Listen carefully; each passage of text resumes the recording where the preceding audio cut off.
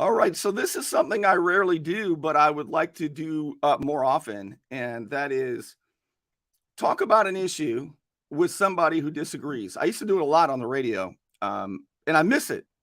I really miss it. I think this ought to be a regular feature.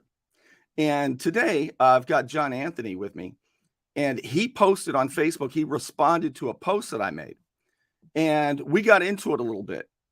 And I was pretty dismissive of his comments. And I thought I was getting a bunch of trolls, right? And one thing that triggers me and that will cause me to be dismissive is if somebody makes a comment and says, "Oh, look at how the right wing is triggered." Clearly they're bigots. And I don't remember if John said those things in particular, but I remember that I was dismissive. And he was asking me in this post, in the post I made, 95% of what I post, and this was on Facebook, 95% of what I post is about local politics. I'm a watchdog of local politics.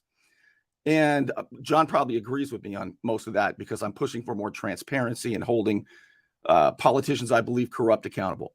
But the few times that I post on Facebook about a national issue, this was one of them. And I think my post was provocative. It was like me.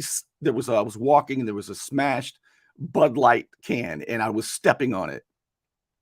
And I made a comment, something to the effect that I think that the boycott is a good boycott. And I think I said something about this is what the corporation deserves for hiring a 26-year-old man who pretends to be a little girl to sell beer to minors.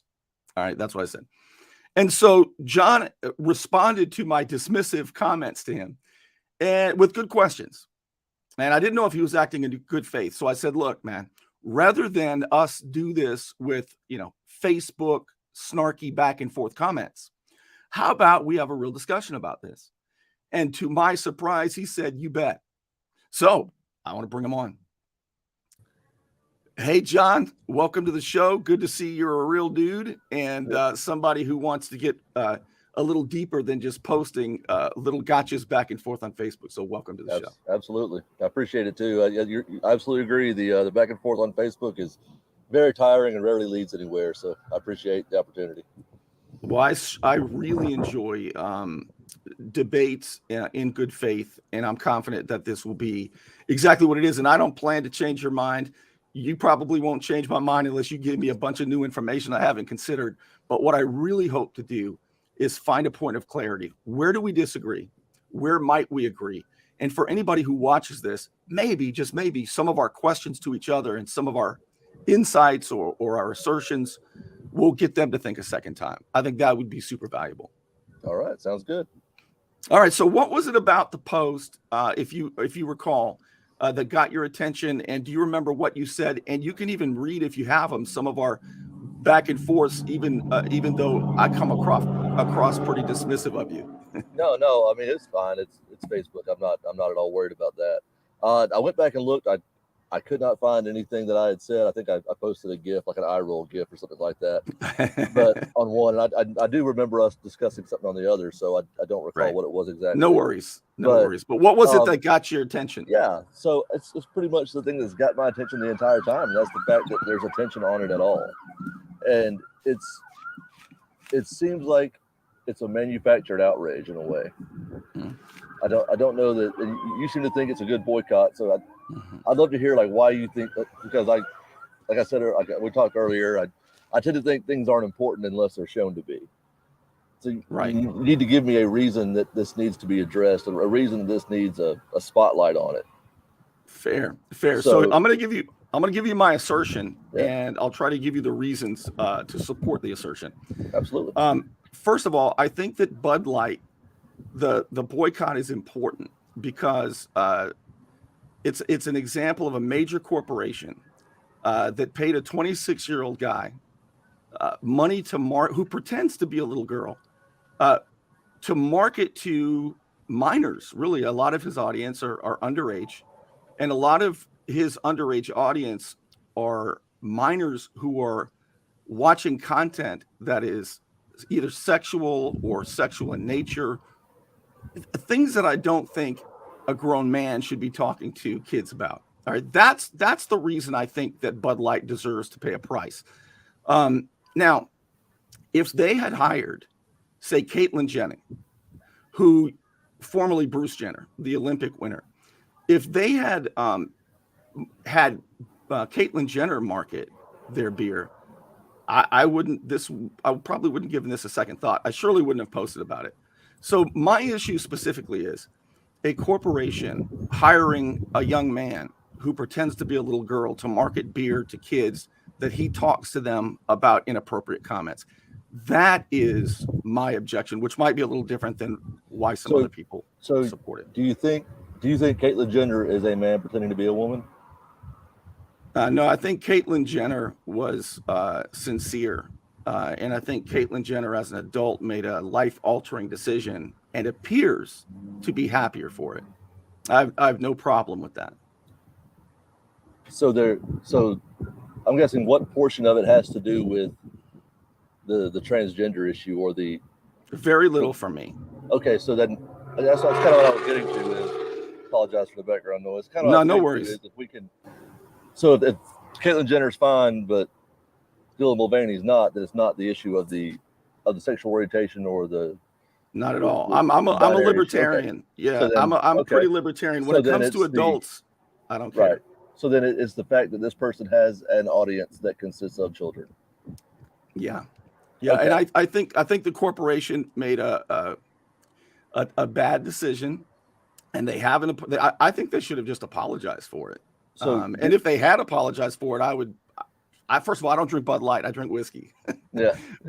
but if they had apologized for it, hell, I might have bought a 6-pack and said, "Good job." And I'm going to get to why I think these corporations are doing that too, and see if you agree.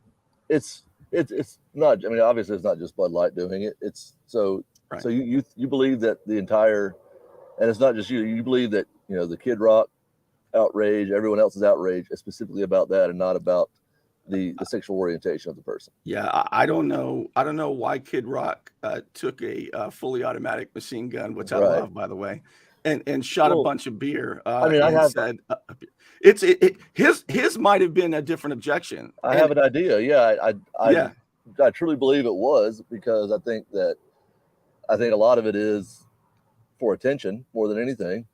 I think a lot of it's for, here's an issue that I know that, I know my audience is going to agree with me.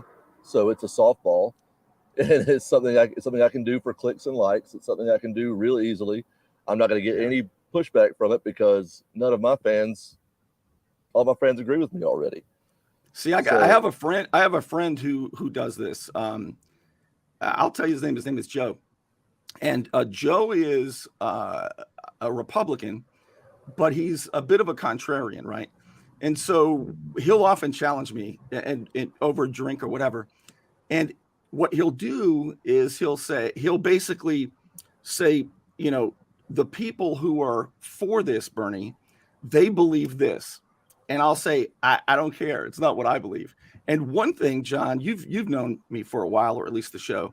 One thing I think I've demonstrated is I will post what I believe, even if it costs me my job and anything I have. If I believe it, I'll post it. So if I did things for clicks, I'd be a hell of a lot more successful. Oh no, that's why I'm not accusing you of that, but I do think that it kind of gained traction with the Kid Rock thing. Yeah, I know there were comments like that for sure. And that's why I thought that this, and that's what kind of spawned it all was, okay, Kid Rock. That's what made the news on it, and so from there you get the spinoffs, and everyone else starts covering it too. Right. So I think the root of it is wasn't what you were mentioning. I don't think that was the root of the outrage overall.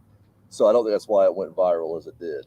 I think you're right. I don't think that this prolonged and very effective boycott of Bud Light. I think if I were to guess, and I don't have any data, I would guess that most of the people participating in the I'm not buying Bud Light right now are probably in the camp that you described.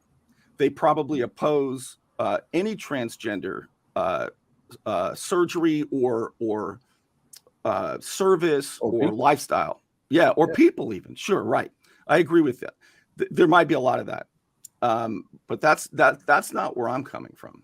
Oh, and that's why I'm glad we got that out of the way. So So that's not an issue for you. The issue, like you said, the issue is the fact this person has an audience that has children in it. But you do know that this wasn't an active marketing campaign. This was more or less like, we're just going to put this person on a can. It wasn't like they made a commercial. They didn't make her the spokesperson. Nothing like that. So it wasn't. Yeah, no, I get it. I do. It was not a big marketing campaign. It was, I think, the 365th day of Dylan Mulvaney. What was it? 365 days of becoming a girl. As a matter of fact, I have it queued up, and I want to show it to you and anybody else who sees this. We'll take a look at Dylan Mulvaney's little short video that spawned all of this. Right? Let's see if I can find this, and we'll take a look at it. Let's see. Here we go. This is the entirety of it. I'm going to put it on full screen, and we'll watch it. Impressive carrying skills, right? I got some Bud Lights for us. So I kept hearing about this thing called March Madness, and I thought we were all just having a hectic month, but it turns out it's sports. And I'm not sure exactly which sport, but either way, it's a cause to celebrate. This month, I celebrated my day 365 of womanhood, and Bud Light sent me possibly the best gift ever, a can with my face on it. Check out my Instagram story to see how you can enjoy March Madness with Bud Light and maybe win some money too. Love ya! Cheers! Go team! Whatever team you love, I love too. Okay. Love ya. Okay, break a leg. All right, pretty innocuous stuff, right? It seems that way. Right. So what the hell's the outrage, right? I don't understand. Yeah. All right. So I want to show you. I want to just show you another video, and you can go to Dylan Mulvaney on YouTube. I'm not on TikTok because I'm already spied on enough by my own government. I don't need the Chinese to spy on me too. Right. So let's just take a look at another video that I think it's not too cherry picked. I mean, this is the type of stuff that Dylan Mulvaney posts, and I think that for a big corporation to choose this particular person deserves a little pushback. And I'm just going to show you a short video, and this is the last one of this. Let's see here. All right, here we go. This is Dylan Mulvaney, day 75, a trans take on tampons. 75 of being a girl, and I've been carrying around tampons and pads for the past 2 months, but I've actually never opened one up. So let's do it. Woohoo! I thought the letters stood for small, medium, and large based on the size of your Barbie pouch. But after a Google, I found out it's actually the level of your flow. So they're super, regular, and light. I guess my question is, which one do I carry around? The super? Because maybe if you have a light flow, you can still use a super? I don't know. Here goes nothing. It's pink, it's kind of adorable, and it kind of looks like a butter churn. So you just go like that? Ow. Where does the string go? You are getting sleepy. Now for the real magic, I've got a glass of water in the tampon. I almost put red food coloring in there, but I thought that Not the biggest deal in the world, but I would say this with regard to Dylan Mulvaney, and I don't know much about this person, but it strikes me, John, that anybody who really cares about women or the trans community, right? It almost feels to me that this person creates a caricature. I mean, there's a video of him hiking through the woods in high heels. So insulting to what women really are, right? I just think that it was a bad choice because I think he or she is distasteful, and that he is or she is, whatever he defines himself, I'm cool with that, is talking so much to kids. And right now I'm seeing a lot of adults having sexual conversations with kids.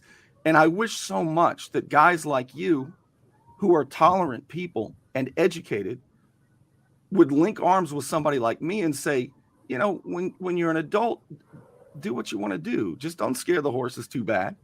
But damn, We don't have to be talking to the kids about this kind of stuff. I would love to see that.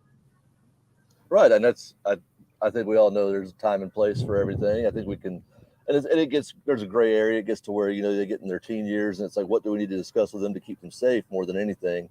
You know, because with different kinds of things, obviously they need to know some things, but it doesn't need to be done in such a way where it's not, you know, educational more than anything.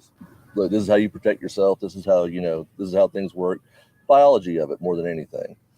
But as far as, you know, I don't see any indication on those posts right there that there was any kind of sexual discussion or anything like that, much or even aimed at children, really.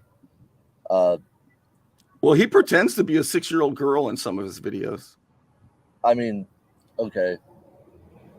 I mean, I'm not here to impugn Dylan Mulvaney as much as I am saying it was a bad choice by Bud Light. And I guess the thing is, you know, when it comes to a corporation paying a price for rewarding this kind of conversation when much of the audience is young, and they even said we wanted to appeal to a young audience, I think the boycott is good. I think it's justified. I mean, did they say did they say what they meant by young audience?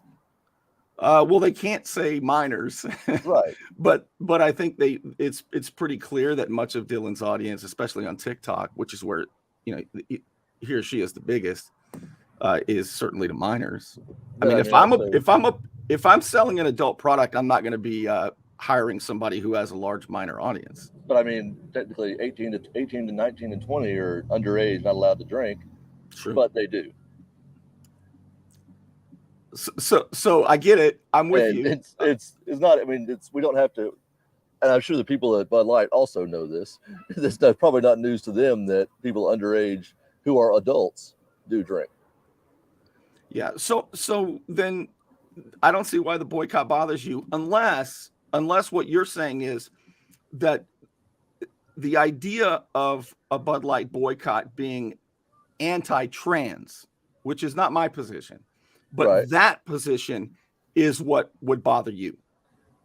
Well, I guess anything being anti something for no good reason would probably yeah. I mean, I want society to generally trend towards having rational beliefs and having opinions based in rational thought.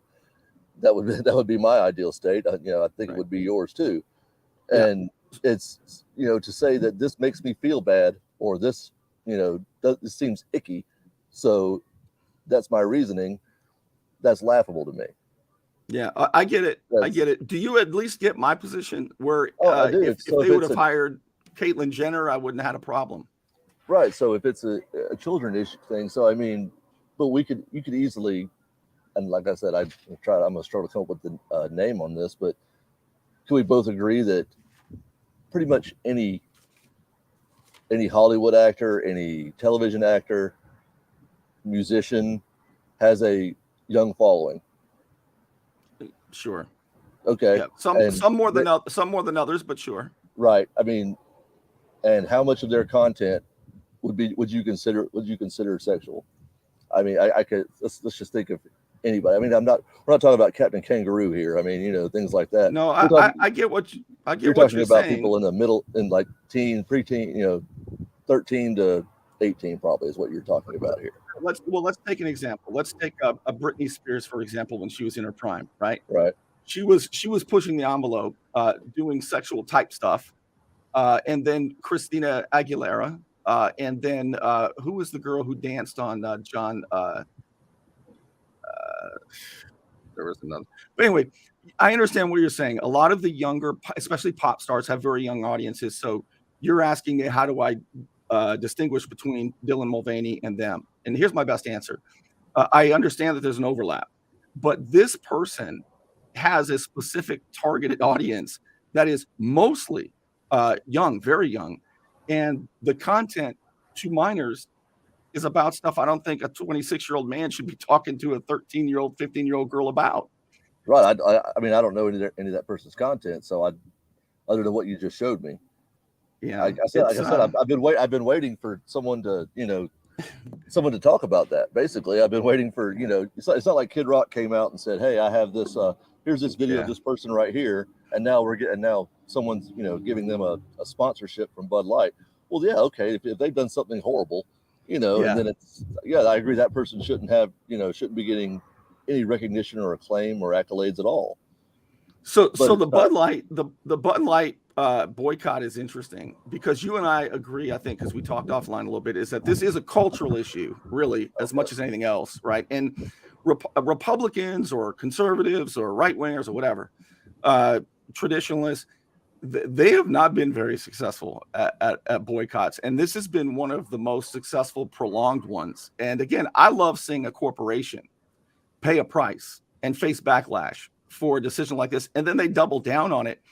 Really, I enjoy it as much as anything, watching a corporation that pokes their main demo of customers in the eye and never apologize but double down. Well, so cracks me up. So I saw something today. Let me ask, who do you think buys Under Armour, the athletic gear?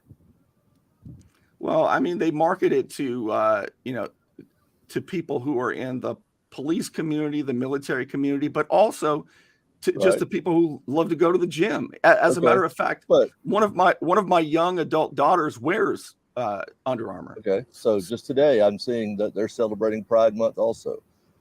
They're putting out a whole line of stuff with that. PetSmart did. PetSmart put a flag collar like a bandana around his dog. It's not like these corporations are saying, let's just poke at people that don't agree with us. Let's just shove it in their face. They're just saying that, hey, we're going to be inclusive. We're not people you have to be afraid of. See, I don't think that's what's happening.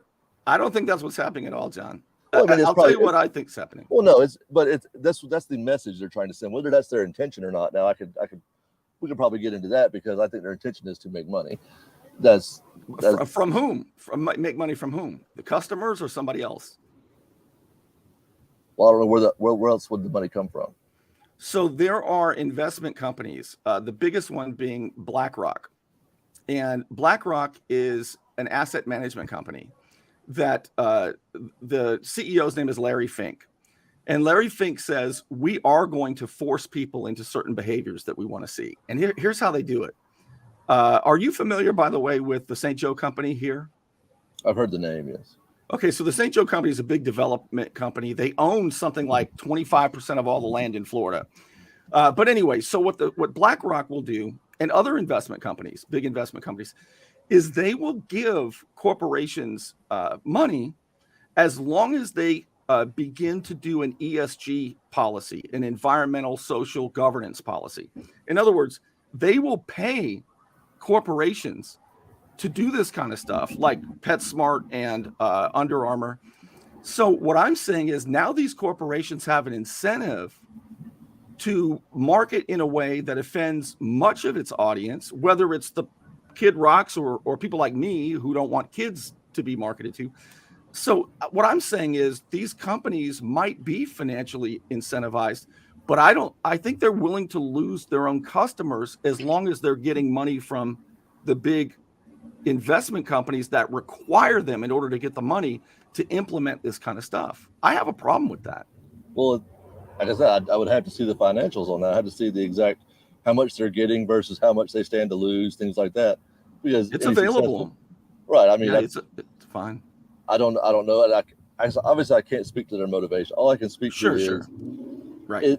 If it matters to someone when they go into a store and they see, okay, I like this T-shirt, or I like this brand of beer, or I like this whatever. If that's on your brain, I really want to know why. I really want to know why you think that if I buy this will happen. This bad thing will happen if I continue to buy these products. Well, I don't think that's the case. Like, I don't think people are saying if I buy Bud Light. I don't think there's a guy who says if I'm afraid to drink Bud Light because I might start making out with my homie. I don't think that's happening. Well, I do think it's not going to turn you gay. No. I do think people do. They notice the trend, right? They notice that it's okay. There's a boycott on Bud Light right now. So if I'm seen holding one, people will think that I don't align with that view. And Yeah, I yeah, want to that's make true. sure That's I true. want There, to make mhm, sure that people know where I stand on see. that subject. I see what you're saying. And if that's Virtue on your signaling. mind, right? If Yeah. that's on your mind to where you are so tore up about what someone might think of you based on what beer you're holding, Right, right. then the problem isn't who advertised to who. The problem isn't who used who and what advertisement. The problem isn't what that person does.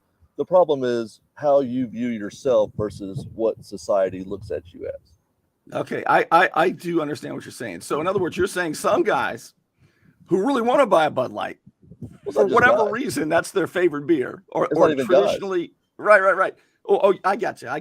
But let's just say you get this guy, he doesn't want to buy it because he's going to go to a tailgate party and he doesn't want his bros to give him a bad time. So you're saying there's social pressure now Oh, absolutely. to not do that. I agree with you, but there's social pressure even more probably on the other side.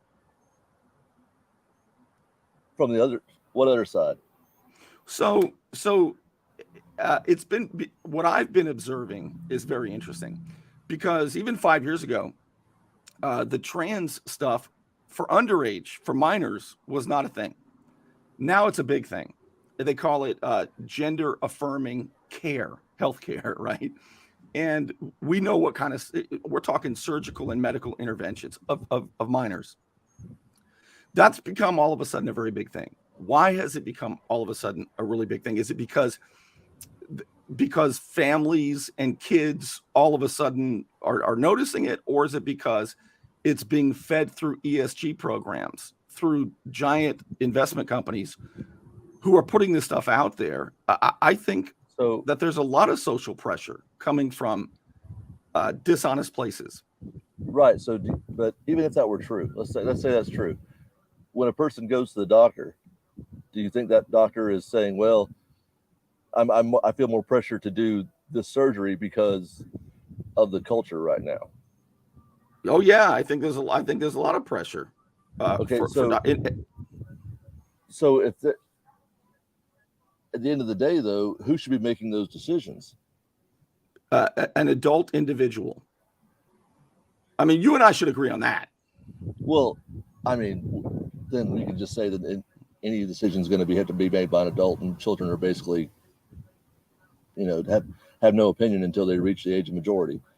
Well, children can't get a tattoo in any state in the union until they are 18 years old. Right. So, I mean, what other surgeries should we not allow them to get?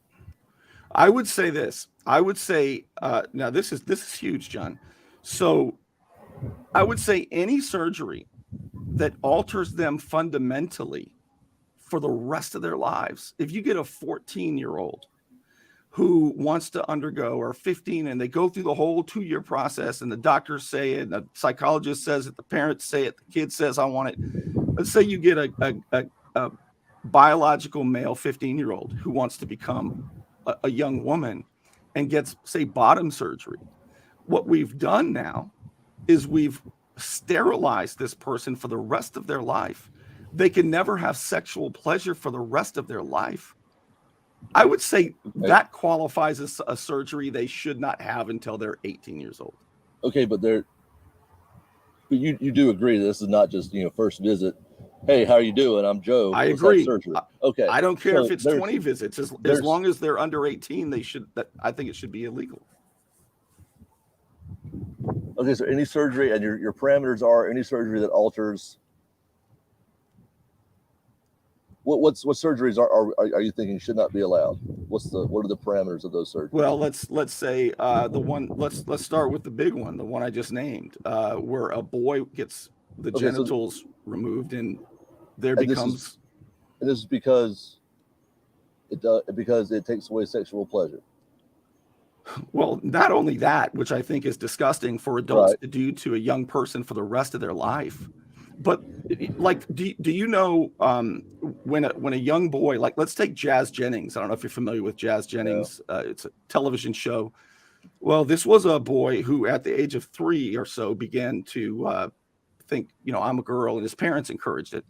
And then at the age, like, I think when he was about 13, started getting sex hormones and puberty blockers before that. And then at the age of 17, had basically a female part created. And in order to keep that female part created, they have to dilate it every day. They have to insert something in there and dilate it every day, or it will seal up. Okay. So on this TV show, this Jazz Jennings is like in the early 20s now.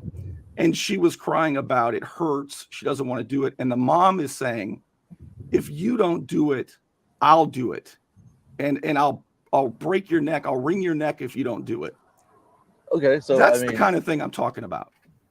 Right. So here, I'll show you. I'll show you an example if you want. So, or I'll, no.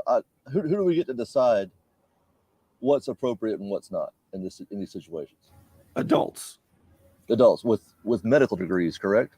No. The adult who has the surgery have medical degrees.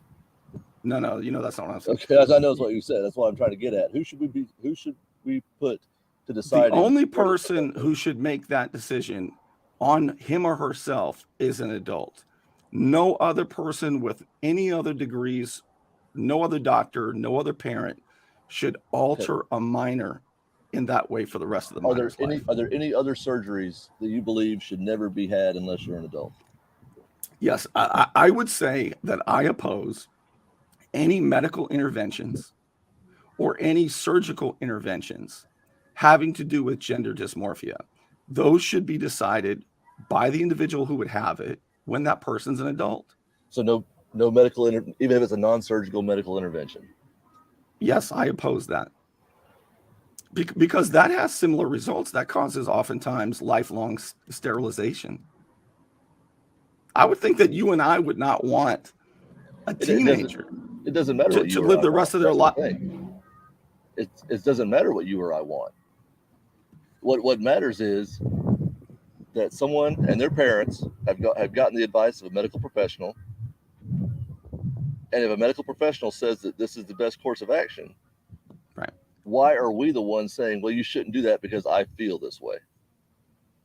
Because it is altering surgically a child for the rest of that child's life. Okay, and that's why I would say that I'll give you a real life example. It's a short clip, but I'll show you this. We could have anecdotes all day long. I need to know. No, I agree. It's only an anecdote, but I just want to share this with you. It's only 30 seconds long. Okay. But this is Jazz Jennings, who's now was a biological boy at 17, had a female bottom surgery, and now has to insert a dilator every day, and can never have children and can never experience sexual pleasure. And this is the mom talking about her concerns. But with her, I'm worried about her mental well-being and her dilation. The minute she leaves my house, we have a dilation problem. That is a concern. You don't have that watchful eye. They tend to go back to old patterns. I have woken Jazz out of a dead sleep and taken the dilator and put the lubrication on it and said, here, you take this and you put it in your vagina. If not, I will. But Jazz is bad, even when I'm home once a day. I would be so mad if she goes away to college and that thing seals up. I will wring her neck. Can you imagine? No, I can't imagine. So, right. Yeah. So anyway, that's amazing. That's so far out that it's definitely an outlier, right? I don't think it's an outlier. I think that's a serious concern with that specific surgery. It has to be done every day for the rest of their life, John. Okay. I agree that so, like I said, let's say because there's many life altering decisions that parents make for their children, right? Obviously. At Yes. At what age should children be allowed to play football?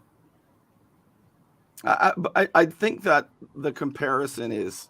I think that the analogy doesn't fit. It's a non sequitur for me. The lines I see. It is a voluntary action you're taking, knowing the risks.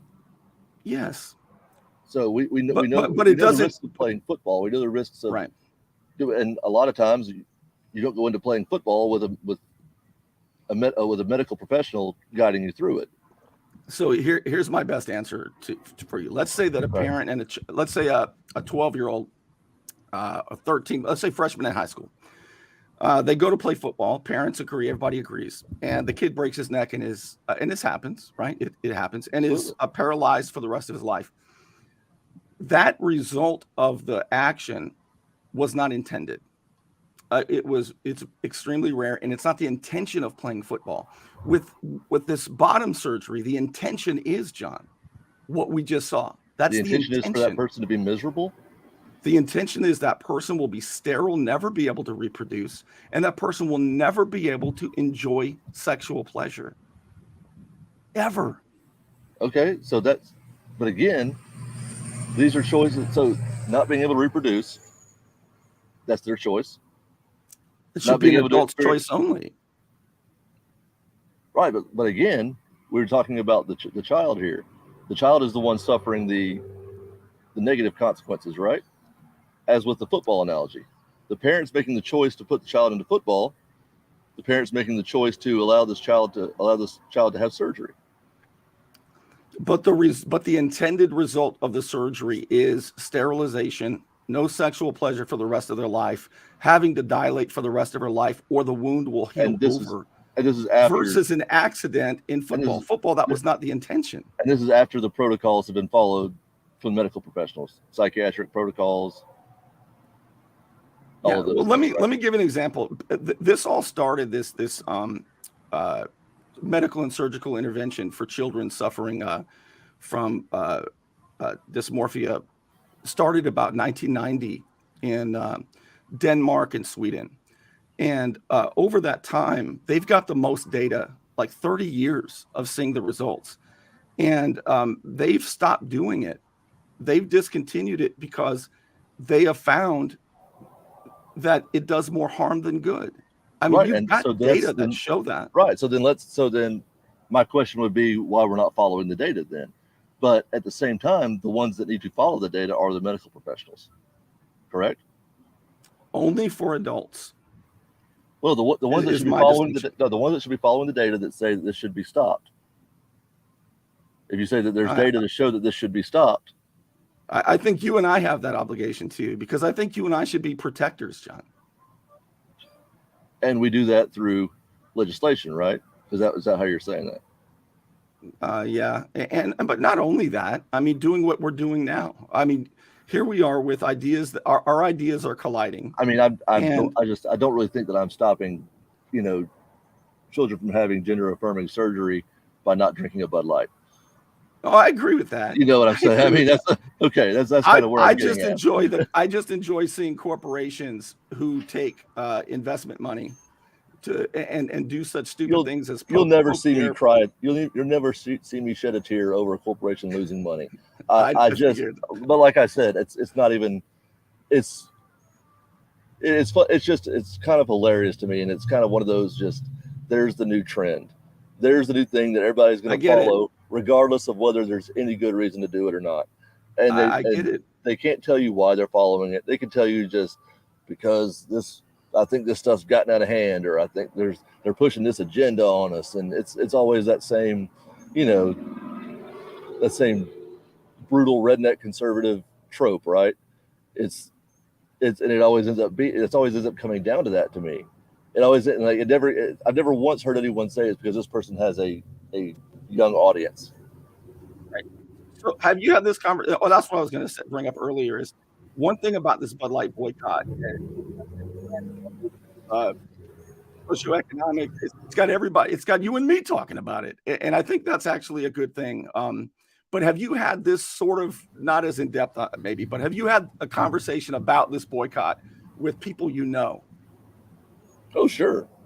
And it usually comes down to pretty crude reasoning to where it's, absolutely, in your view, bigotry.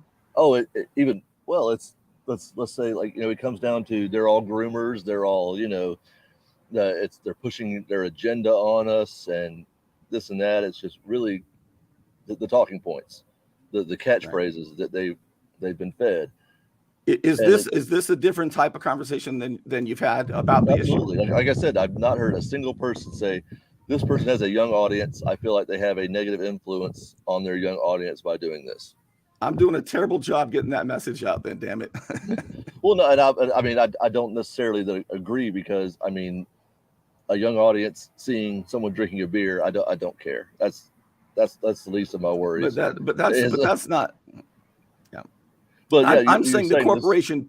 I'm saying the corporation picked somebody who's talking about sexual issues, and there's some of these days are. I think there's a video on day whatever it was 365 days of girlhood, of becoming a girl.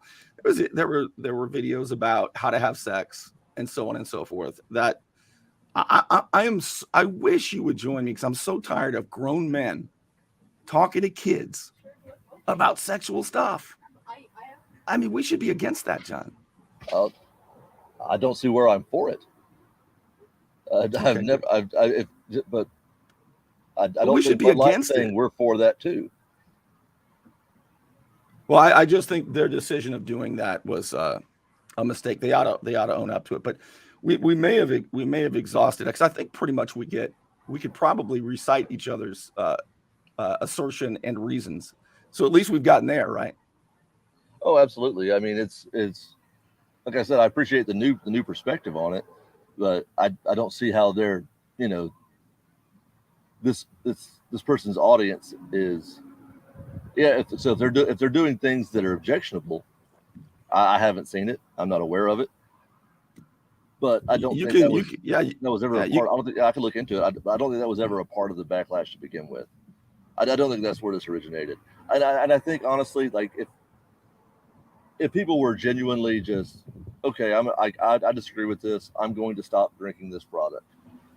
And that this happened quietly, right? That would be a boycott. That would be a true boycott. That would actually be a respectable boycott. The fact that it's happening because someone shot up some cans. It's a bandwagon at that point. It's a bandwagon. Would you agree that this is a right-wing boycott? It absolutely stems from right-wing. Sure, right-wing policy, right-wing points of view. Right, and you voiced not only your disagreement, but you've sort of laughed at it like, it's ridiculous. Like, what's the point? Have you ever done that to a boycott that is risen from the left? No. So you know where I'm going with that. I know how smart you are, man. So, right, like if there's a, I mean, it would be so. Let's say like, I mean, we could oppose even better things. If we're really worried about children, let's oppose companies that use child slavery to make their products. I mean, if that's what we're really worried about, I think someone talking to a kid about something inappropriate versus actually like enslaving them and having them work for nothing and make their products that we buy just so we can look cool. I think we could do a lot better job of boycotting. I think we're not just look cool, so you and I can have this discussion on our right. Yeah, Apple exactly. devices. Yeah. So I mean, we could do a lot better of boycotting if we really wanted to boycott. They don't really want to boycott. They want everybody to know what side they're on. It's not about a boycott. It's not about this product hurts kids. It's not about it's the virtue signaling that triggers you a little bit. I wouldn't say it triggers me. It just gives me the big eye roll, basically. Right. But I guess my point is, if you were to apply, because let me just tell you, I'm an independent. I'm not a Republican. I divorced the Republican Party twice. I'm a liberty guy, but I also am somebody who believes there's that there's a line between children and adults, and I've expressed that already. But I wonder if you apply your principles where virtue signaling is an eye roll, aren't there opportunities to do it when the left does it as well? Oh, I'm sure there is. Give me an example. I don't know. I'd have to think of some. But I mean, I can. Yeah, I mean, okay, I can. I mean, it happens all the time. I could look around and give you an example, unless you've got one that you've just thought of. I mean, like I said, I don't think the left is left enough. I got an example. I'm not a big fan of that. The left I've got examples. Okay. Aunt Jemima syrup. Right. There's tons of them. There's I mean, the that's fine. The statues, the tearing down of statues. Well, again, who put the who owns the statue? I think most of those statues were publicly owned. Some of them might have been private. So then, who? So it's not like someone can decide to take the statue down. It has to be a group effort. Okay, so the group in charge. Yeah, no, I get your point. It's a good point. It's a good. So they do what they want. Yeah, it's a good point. So I'll stick with private. So when there's a boycott on syrup or something like that, a pancake mix or something like that, I mean, would you agree that the virtue signaling is exactly the same? Is exactly the same. I would say it just has a racial component as opposed to a sexual component, sexual orientation component. Right. This is a different protected class. I don't know how I feel about protected classes anyway, by the way. I think all of us should be treated exactly the same. Well, should and what happens. That's the reason there's absolutely. Laws. That's what we have. We live in the world we live in. You know, so we wouldn't need laws if everything should be the way it was supposed to be. But the reason protected classes is because those represent minorities, and government exists to protect minority from the majority. So wait. Okay, that's a good point. So you believe that government exists to protect minorities from the majority? That would be the ideal state. See, I believe that government exists primarily.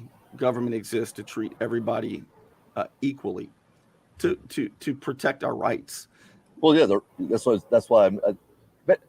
So to protect rights, but who has the rights? Who has the most rights?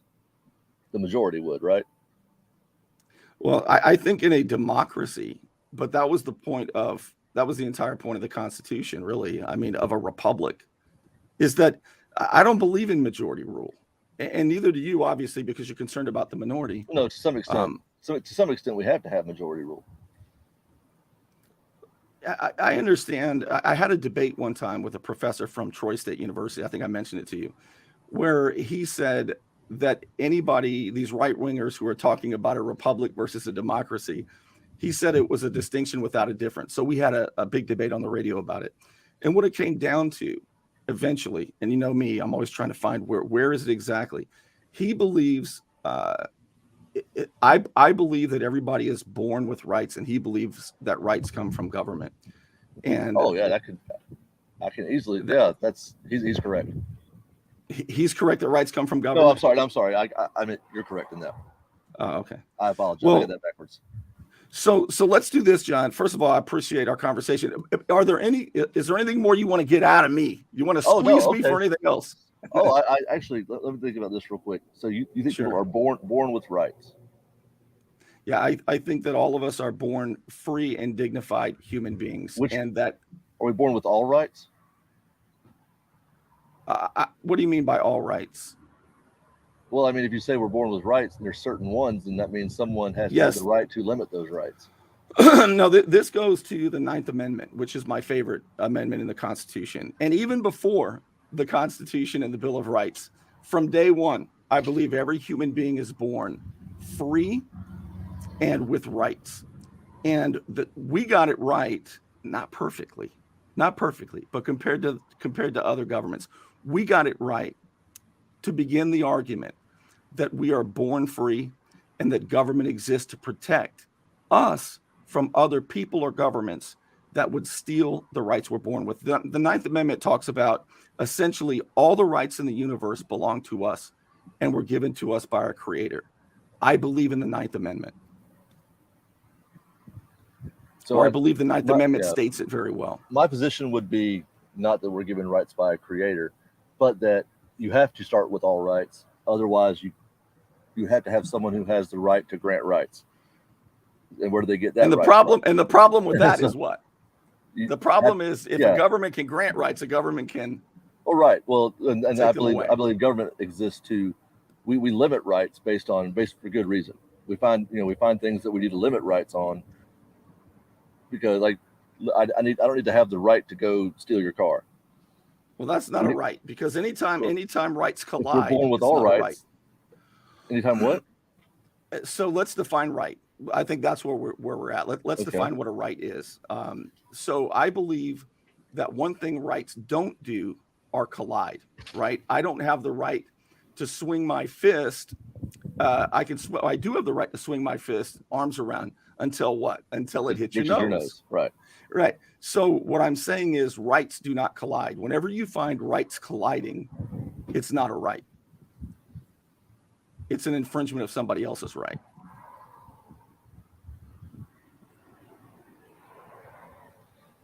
Okay, so yeah, I guess we would need to define what a right is then. I guess because you're saying what you said is just rights don't collide. You didn't really define what a right is. Right. And oftentimes what I do when I try to define something is I'll start by what it's not. Oh no. Right. No, that's one way of thinking about it. Yeah, I hate that. But okay, go ahead. So basically, I think our rights center around the principles of liberty, of property rights, and the rule of law is what protects that. The rule of law being that everybody is treated equally by the government, an equal application of the law. So I'll define liberty for you. I think liberty is a combination between rights and morality, or rights and ethics, if that sounds better to you. In other words, I don't have the right to steal your stuff or to violate your rights. So, I mean, I know that you're with me on this stuff. Right. So I'd like to, one thing you mentioned in those three was property rights. Mm-hmm. That's kind of what, and so I guess, I don't know if I want to get into that. There's only a few minutes left. When you say property rights, how did it become your property in the first place? Sure. Like, sure. How did we get the land that we're sitting on? So yeah, I get it. Or do we have rights over something that we violated someone else's rights to get? I guess rights colliding. Amen. You're, absolutely. I'll agree with you. We can point to all kinds of violations. But yeah. What I was speaking about is the way John Locke described it about 100 years before Jefferson wrote the Declaration of Independence. One of my favorite things he said, because I think it all starts with property rights. This might be something for you to chew on, or maybe not. I don't know. Maybe you've already thought about it. But John Locke said that everybody has a property in their own person. And this goes right back to what we've been talking about. Everybody has a property in their own person. In other words, I own me and you own you. Now, ultimately, I believe God owns me. But God's not going to strike me by a bolt of lightning if I go get a prostitute, for example. But the government will. So I believe that that's a super important idea, that we each have a property in our own person. The question becomes, when can we exercise that to the point of a sex change operation or medical intervention? And again, my answer, as you know, is adulthood, and yours is parents and experts helping make that decision. Yeah, that's pretty much it. And I'd love to talk to you sometime on how you view the pro-life stance on that. I'm assuming you're pro-life. Generally, I am actually, but I'm not. I'm not an absolutist on it. I think that believe it or not, I think that Roe got it pretty right. I think that in the first trimester, I don't like it, but I wouldn't ban it. I think that when we get to a point, for sure in the third trimester, I'm pro-life. And if you ask what's my principle on that, I've thought that through too. I believe in the sort of the anti initiation of violence, not only for human beings, but even for developing human beings, for viable developing human beings. So that's where I stand on that. It's like most of my positions may be a little nuanced. All right, we talked about this a little bit earlier too. I think that regardless of party affiliation, that we even see that 2/3 of the population tend to agree on direct ballot initiatives, like the wage increase, like universal health care, and like abortion. So it's not that I don't think it's as divided as people like to make it out to be. But I kind of wanted to hear. I don't have time to go into all that, but I kind of wanted to hear how you reconciled that. Maybe we do it again, because these are, as you know, I've been so focused for the last almost 10 years on local corruption, right, that it might be good for me to sharpen my saw on some of these big questions that you're bringing up. It might be nice to do it again. Absolutely. Anytime. So, I accused you on Facebook. I think I pointed a finger at you because I was getting a lot of what I consider to be dishonest trolls and bots.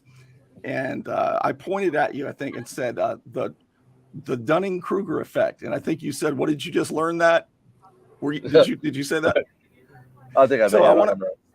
So I want to show you something. In 2020, I learned about the Dunning-Kruger effect back about 3 years ago, and I thought it was so interesting because if somebody doesn't know what it is, it explains why some people think they're smarter than they are, or why smart people know they don't know enough, and dumb people think they know more than they know, right? Absolutely. So I did a little video on it, John. I want to show you what I think you and I might have just done, and I'm happy about it. This is the last maybe 30 seconds or so of the video I made. I just want to show it to you real quick. Let me pull it up here. All right, here we go.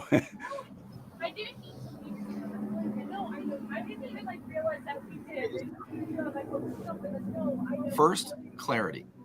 We become less frustrated with others when we understand what's happening. It helps us feel not crazy, and we can manage our expectations better when we see what's happening. And second, self-reflection. We should also strive to see what we ourselves are doing. Are we researching with a confirmation bias, cherry-picking data to win an argument so we can be right? So often we do, with our allegiance to winning an argument rather than getting to the truth.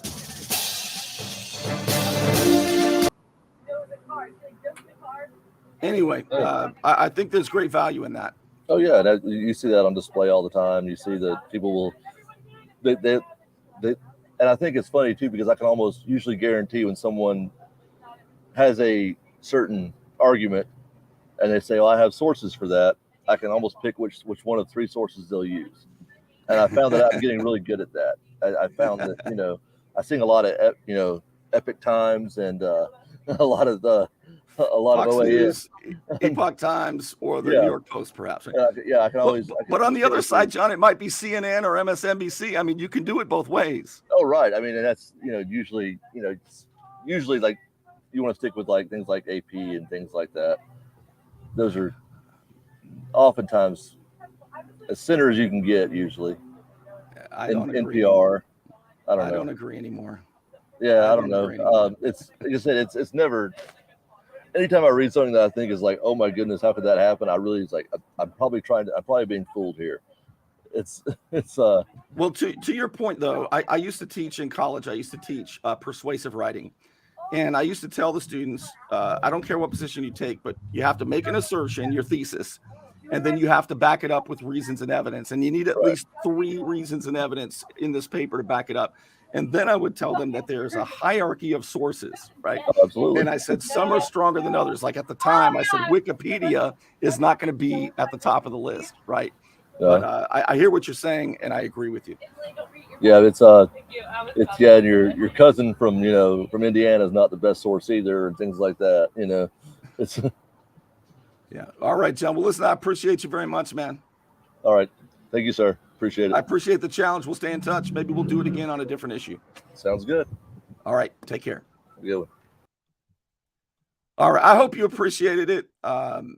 It was a challenge on Facebook, and I said, look, man, if you want to debate it, let's go deeper.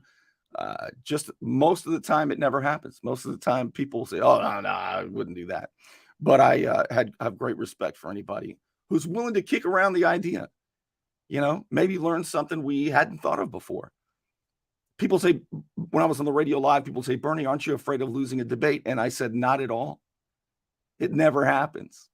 I never lose a debate. They say, Bernie, you're so arrogant. And I say, no, I'll tell you why I never lose a debate. Because if I'm wrong, I don't want to continue being wrong. They've given me something I haven't considered. I plug it in. It brings me to a different conclusion.